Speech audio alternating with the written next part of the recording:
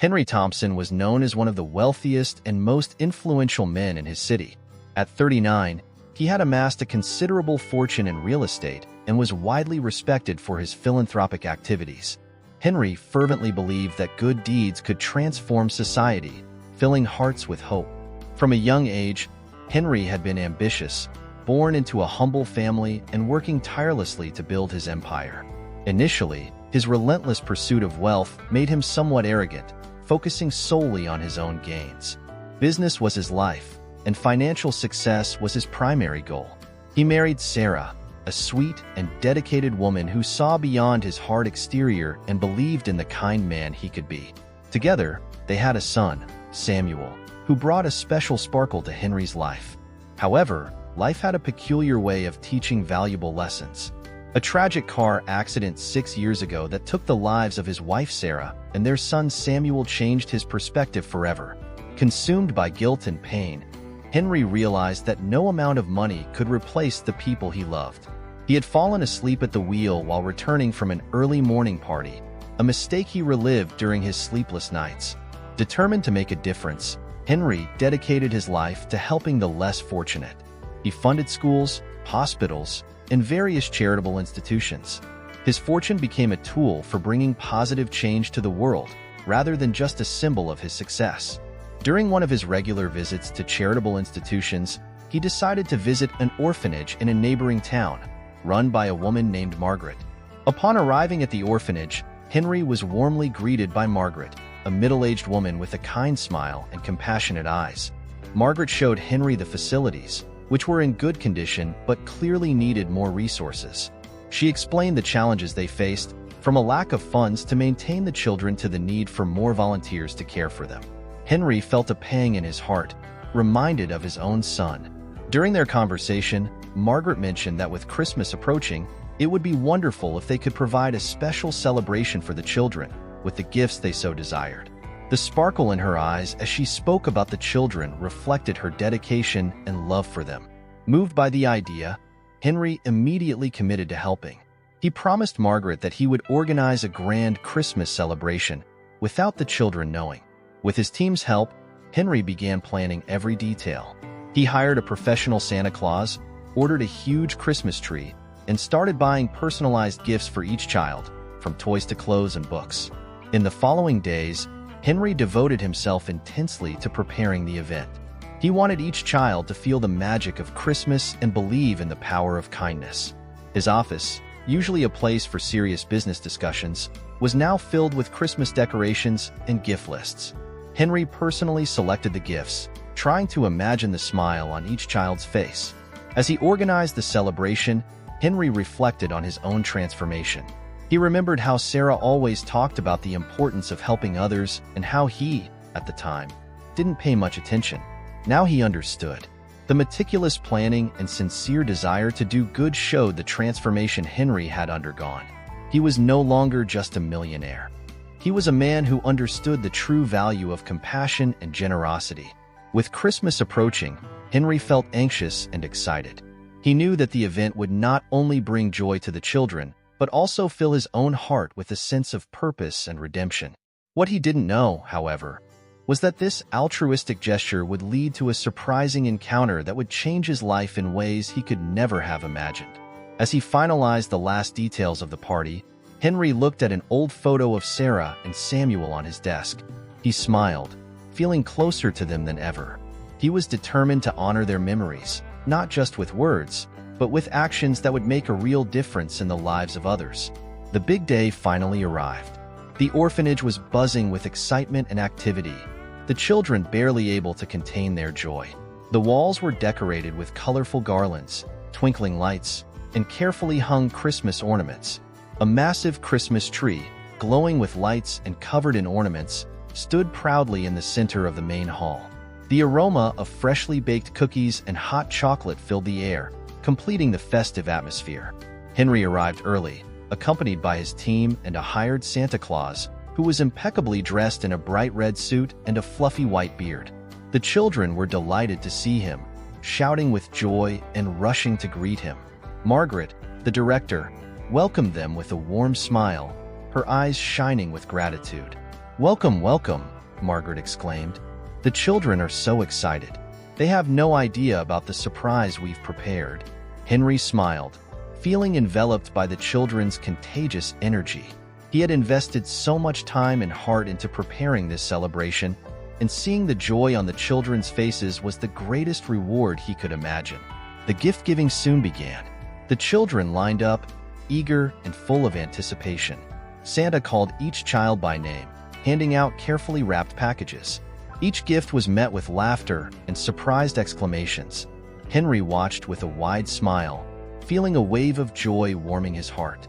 As the children unwrapped their gifts, Henry walked around the hall, interacting with them and watching their reactions. Each smile, each look of wonder, was a reminder of why he had chosen to dedicate himself to philanthropy. Then he noticed a boy sitting alone in a corner, away from the commotion. The child had messy brown hair and large, curious eyes. There was something in his shy expression that caught Henry's attention. He decided to approach, bringing with him a specially wrapped gift. "Hello, may I sit here with you?" Henry asked gently. The boy, with his head down, said nothing. Henry smiled and sat beside him, extending the gift. "This is for you. I hope you like it." The boy hesitated for a moment, but then accepted the gift with trembling hands. Slowly, he began to unwrap the package, revealing a shiny remote-controlled car. "Thank you," he murmured, barely audible. "You're welcome. What's your name?" Henry asked. "Lucas," the boy replied, still gazing at the gift with admiration. When Lucas finally looked up at him, Henry felt a shiver run down his spine. There was something unsettlingly familiar about the boy. It was as if he were looking into a mirror of his own past. The resemblance was striking, the same face shape, the same expressive eyes. He started to sweat, and his hands trembled slightly. "Do you like remote-controlled cars, Lucas?" Henry managed to ask, trying to keep his composure. Lucas nodded, still smiling. "Yes, very much. I've never had one before." Henry took a deep breath, trying to process the flood of emotions he was feeling. The sight of Lucas brought painful memories of his own son, Samuel. The similarity between the two boys was disturbing and inexplicable. After handing out the remaining gifts, Henry stood up and went to find Margaret. He needed to learn more about Lucas and why he seemed so much like his own son. "Margaret, can I talk to you for a moment?" he asked, finding her near the Christmas tree. "Of course, Henry. Is everything okay?" Margaret asked, noticing the serious expression on his face. "I met a boy here. His name is Lucas. There's something about him. He reminds me of someone I knew a long time ago. Can you tell me more about him?" Margaret nodded, leading Henry to a quieter corner of the hall. "Lucas is 7 years old. He arrived at the orphanage as a baby. We don't know exactly when he was born. The story we were told through a note found with him was that Lucas's parents had died in an accident, and someone unable to care for the child left him here." Margaret's words made Henry break into a cold sweat again. He thanked her, but said he needed to go home. He needed to process everything he had discovered. When he arrived home, Henry took out an old photo of his family. The accident that took his wife Sarah and his son Samuel had happened exactly 6 years ago. He had fallen asleep at the wheel, and when he woke from a coma 3 months later, he learned that Sarah and Samuel had died. The guilt had consumed him since then. Now, Lucas's story wouldn't leave his mind. There were too many coincidences to ignore. He needed to know more about the boy who seemed like a reflection of his own past. Something inside him told him that this connection was not just a coincidence. In the following days, Henry's unease only grew. The story of Lucas and the disturbing resemblance between them constantly haunted him. Determined to act, Henry scheduled a meeting with his longtime lawyer, Richard Evans. Richard was an experienced and trustworthy man who had assisted Henry in several crucial moments of his life. Upon entering Richard's elegant office, Henry was warmly greeted. Richard rose from his leather chair and extended his hand. "Henry, it's always a pleasure to see you. How can I assist you today?" Henry took a seat, trying to organize his thoughts. He took a deep breath and began to explain the situation. "Richard, I met a boy at the orphanage I'm supporting. His name is Lucas. He's 7 years old, and somehow he looks a lot like me when I was a child. It's like looking into a mirror of my past.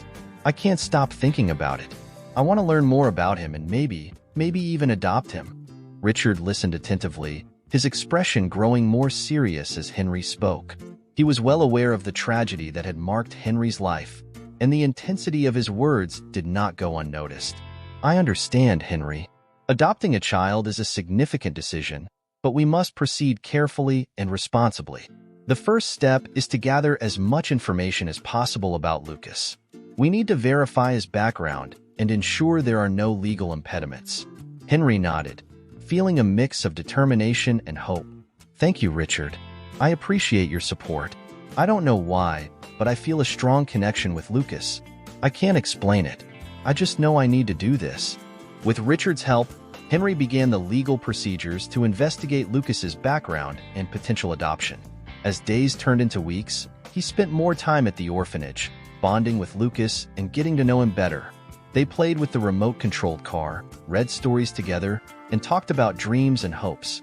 The bond between them grew stronger with each passing day. One evening, as Henry sat with Lucas in the orphanage garden, watching the sunset, he felt a deep sense of peace. For the first time in years, the heavy burden of guilt seemed to lift slightly. He looked at Lucas and saw not just a reflection of his past, but a beacon of hope for the future. Matthew tried to stay calm to avoid worrying the boy on the way to the clinic. He seemed curious but trusted Michael. "Where are we going?" Michael asked Matthew, looking out the car window. "We're going to a clinic for a test," Matthew replied. "It's just to make sure of a few things. It won't hurt, I promise." Michael, trying to reassure him, said, "This car is really cool. I've never been in a car like this before. At the orphanage, we only take the bus when we go on outings." Michael smiled, appreciating Matthew's enthusiasm. "I'm glad you like it. Maybe one day we can go on many outings together." At the clinic, the sample collection was quick and painless. Matthew was brave, carefully following the nurse's instructions. Michael, on the other hand, was a bundle of nerves. Every second felt like an eternity as he waited for the procedure to be completed. After the samples were collected, Michael and Matthew returned to the car. On the way back to the orphanage, Matthew couldn't hide his curiosity. "Michael, why do we need to do this test? Is it to see if I'm sick?" Michael took a deep breath, trying to find the right words. "No, Matthew, it's not to see if you're sick. It's just to make sure of some important things. You are a very special child to me, and I want to make sure everything is okay." Matthew seemed satisfied with the answer, though still a little confused. "I trust you, Michael. If you say it's important, then it must be." The next few days, waiting for the results was agonizing. Michael could barely concentrate on his business. His nights were restless, and his thoughts always returned to Matthew.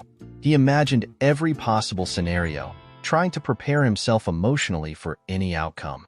Meanwhile, he continued to visit Matthew regularly at the orphanage, keeping their activities and conversations consistent. Each visit strengthened their bond, making it even more crucial for Michael to discover the truth.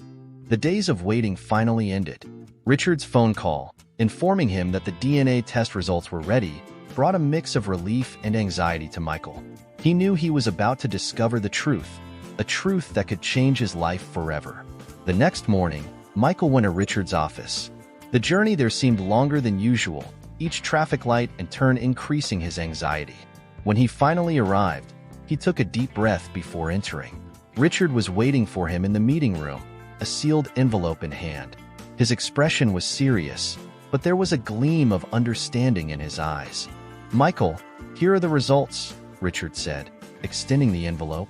"If you're ready, we can open it together." Michael nodded, sitting down in the chair across from the table. His hands trembled slightly as he took the envelope.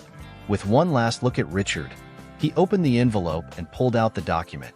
Michael's eyes quickly scanned the lines of text, looking for the crucial information.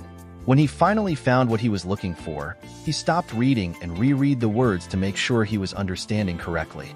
"Michael, the results confirm that Matthew is Joseph, your biological son," Richard said, breaking the silence. "He survived the accident." Michael felt a wave of intense emotions wash over him. Tears welled up in his eyes as he tried to process the news. Matthew, the boy he had met and formed such a strong bond with, was indeed his son Joseph, whom he had thought lost forever. "He's alive. My son is alive," Michael murmured, more to himself than to Richard. Richard nodded, giving Michael a moment to absorb the revelation. "This changes everything, Michael. Now we can start the adoption process more directly, as you are Matthew's biological father. This should significantly expedite the legal process." Michael wiped away his tears and looked at Richard with determination. "I want him to come live with me as soon as possible. He's spent too much time away from family, and we also need to change his name back to Joseph." Richard began taking the necessary notes. "I'll take care of everything. It will be a simpler process now that we have the confirmation of kinship." In the following days, Michael continued to visit Matthew at the orphanage, keeping the news of the results a secret until everything was in place. He wanted the moment to be special, a new beginning for both of them. Meanwhile, he spent sleepless nights reflecting on the strange journey that fate had mapped out for him and his son. The joy of knowing that Joseph was alive mixed with the pain of memories of the accident and the loss of Andrea. Each visit to the orphanage reinforced his commitment to giving Matthew, or rather Joseph, the loving and secure life he deserved. Finally, Richard informed Michael that all the documents were ready to initiate the formal adoption process. Michael felt a wave of relief and joy. He knew there were still challenges ahead, but now he had an unwavering certainty that he would do everything in his power to be the best father possible for Joseph. With the confirmation that Matthew was indeed his son Joseph, Michael was determined to complete the adoption process as quickly as possible. The truth revealed by the DNA test had transformed his life, and now he had a clear goal: to bring Joseph home.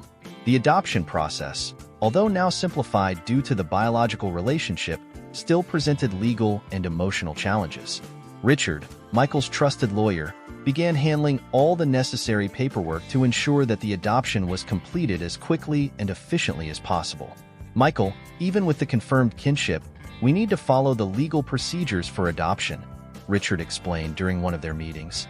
"This involves psychological evaluations, social worker visits, and a series of documents that need to be presented to the court." Michael nodded, understanding the complexity of the process. "Do whatever is necessary, Richard. I'm prepared to face any challenge to bring Joseph home." As the legal process continued, Michael knew it was time to talk to Matthew about the adoption and reveal the truth. During one of his visits to the orphanage, he took Matthew for a walk in the park, a quiet place where they could talk openly. Sitting on a bench under the shade of a large tree, Michael looked into Matthew's eyes and held his small hands. "Matthew, I have something very important to tell you," Michael began, his voice soft and full of emotion. "Remember the test we did some time ago? The results showed something incredible. You are not just a special child to me. You are my biological son. You are Joseph, my son, the son I thought I had lost in the accident." Matthew looked at Michael with wide eyes, processing the information. "Am I really your son?" he asked, his voice full of surprise and hope. Michael nodded, tears streaming down his face. "Yes, you are my son Joseph, and I want to adopt you officially so that we can be a family again." Matthew began to cry, but a smile lit up his face. He hugged Michael tightly. "I always felt that you were special to me, Daddy. I also want to be part of your family." With the revelation made and the bond between them strengthened, Michael continued to move forward with the adoption process. Richard organized all the necessary evaluations, and social workers visited Michael's home, verifying the safe and loving environment he was prepared to offer Joseph. Finally, the day of the court hearing arrived. Michael, accompanied by Richard and Matthew, entered the courthouse. The judge reviewed all the documents and evaluations presented, patiently listening to Richard's explanations. "Mr. Johnson," said the judge, looking directly at Michael, "the documents are in order, and all evaluations indicate that you are a capable and dedicated father. I am inclined to approve this adoption. However, there is a request to change the child's name. I would like to hear your opinion on this." Michael looked at Matthew, who was standing by his side holding his hand. He remembered their conversations about the name. Matthew had expressed a desire to keep part of his identity from the orphanage. "Your Honor," Michael began.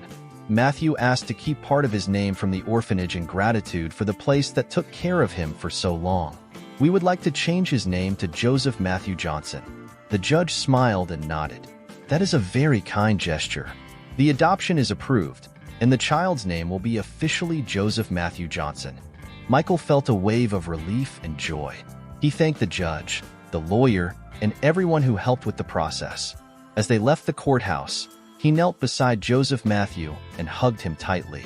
"Joseph Matthew, we are officially a family now," Michael said emotionally. Joseph Matthew smiled, his eyes shining with happiness. "I'm so happy, Daddy. Thank you for everything." "I'm happy too, son. Let's go home. We have a new life to build together." With the adoption completed, Michael and Joseph Matthew began to build their new life together. They spent the next few days moving into their new home and personalizing Joseph Matthew's room. Michael made sure to include Joseph Matthew in all decisions, ensuring that he felt loved and valued. Michael also found new motivation to expand his business. He wanted to ensure that Joseph Matthew had a bright future full of opportunities. They spent more time together, creating precious memories and strengthening their bond each day. As Michael reflected on the journey that brought them to this point, he felt deep gratitude for the second chance at fatherhood. The pain of the past would never completely disappear, but the joy of having Joseph Matthew in his life again brought new meaning and purpose.